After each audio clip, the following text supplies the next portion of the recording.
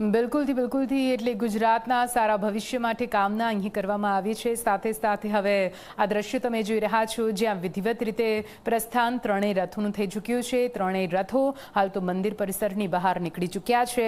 ભક્તોનો જમાવડો જોઈ રહ્યા છો અને ભક્તોના જમાવડા વચ્ચે જ ખલાસીઓ એક બાદ એક રથને આગળ ખેંચી રહ્યા છે, આગળ વધી રહ્યા છે। આ રથ ભગવાનના દર્શન કરવા માટે, તેમની એક ઝલક મેળવવા માટે કેવી રીતે અહીંયા મોટી સંખ્યામાં જનમેદની ઉમટી પડી છે। ભક્તિમય માહોલ हाल तो जगन्नाथ मंदिर की बहार पण जोवा मळी रह्यो छे। त्रणेय रथ पोताना निर्धारित रोड पर रस्ता पर निकळ्या छे अने आ मार्ग पर केवी रीते अभिभूत अने अलौकिक दृश्यो सर्जाया छे ते आप टीवी स्क्रीन पर जोई रह्या छो। बीजी तरफ तमे जुओ त्रणेय भगवानना सुंदर मनोहर ए नानकड़ा स्वरूप तमे जोई रह्या छो। केवी रीते मन मोही ले तेवुं तेमनुं शणगार, तेमनुं स्वरूप छे।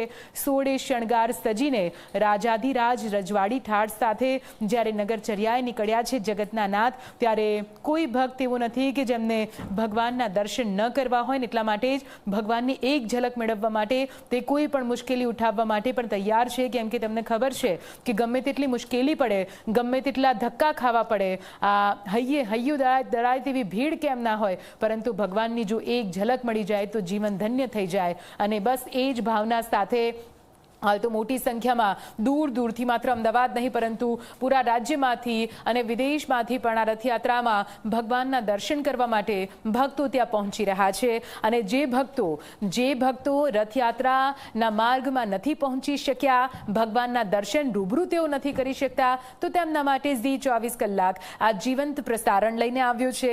दिवस दरमियान रथयात्रा तमाम रंगों, तमाम कलर तेमज त्यानो माहौल आखरे केवो छे, भक्तों शुं लागणी छे आपना सुधी पहोंचाडतुं रहेशे। आषाढ़ी बीज ना तहेवार अने भगवान जगन्नाथनी 149મી रथयात्रा शुरू थई गई छे। भगवान जगन्नाथ जी, भाई बलराम, बहन सुभद्रा जी आजे दरिद्र नारायण भगवान गरीबों अने सौ लोकोने दर्शन आपवा माटे नगर यात्राए निकळ्या छे। आ यात्रा खूब ज सारी रीते संपन्न थाय एना माटे सरकार, पोलीसना जवानों, कॉर्पोरेशन अधिकारी, फायर ब्रिगेडना अधिकारी अने जे आ सेवा में लाग्या छे ए बधाने खूब शुभेच्छाओं साथे अभिनंदन पाठवुं छुं।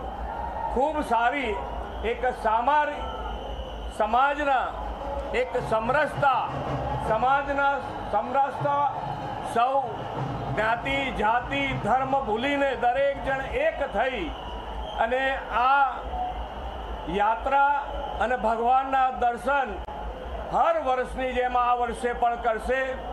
भगवानना चरणों में प्रार्थना करी छे के दरेक जननी सुख शांति अने समृद्धि वधे, ए भगवानना चरणों में अमे प्रार्थना करी छे। आजे कच्छी भाईओ बहनों पण नवुं वर्ष छे।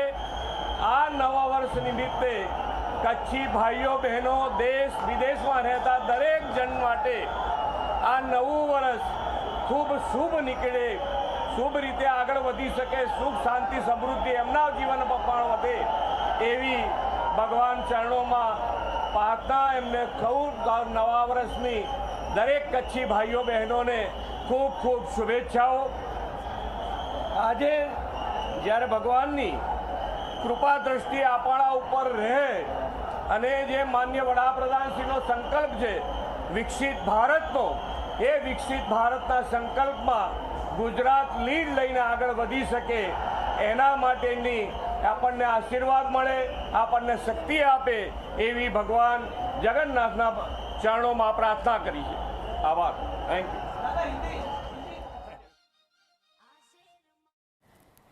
तो आप ही मुख्यमंत्री भूपेन्द्र पटेल ने सांभळ्या।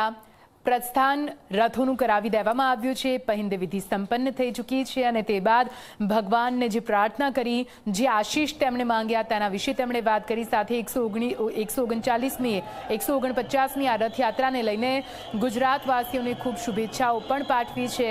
અને હવે પહેલો રથ જે મંદિર પરિસરમાંથી બહાર નીકળી ચૂક્યો છે, ધીમે ધીમે બીજો રથ બહાર નીકળશે અને તે પછી ત્રીજો રથ પોતાના નિર્ધારિત રૂટ પર આગળ વધશે. વિધિવત રીતે રથયાત્રાની શરૂઆત, મોટી સંખ્યામાં ભક્તોનો જમાવડો, હૈયે હૈયું દળાય તે પ્રકારની ભીડ તમે જોઈ રહ્યા છો. ભગવાનના દર્શન કરવા માટે, જગતના નાથના દર્શન કરવા માટે કેવી રીતે પડાપડી થઈ રહી છે તે તમે જોઈ રહ્યા છો. સાથે પ્રસાદનું પણ વિતરણ કરવામાં આવે છે, તો પ્રસાદને લેવા માટે પણ અહીં કેવી રીતે પડાપડી થઈ રહી છે તે આપ જોઈ રહ્યા છો.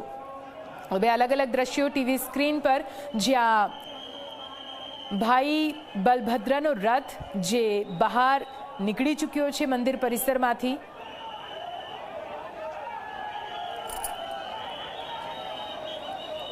તો આપ જુઓ, ત્રણેય રથનું ખૂબ જ મોટું મહત્વ રહેલું છે.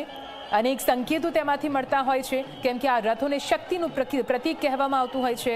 આપણે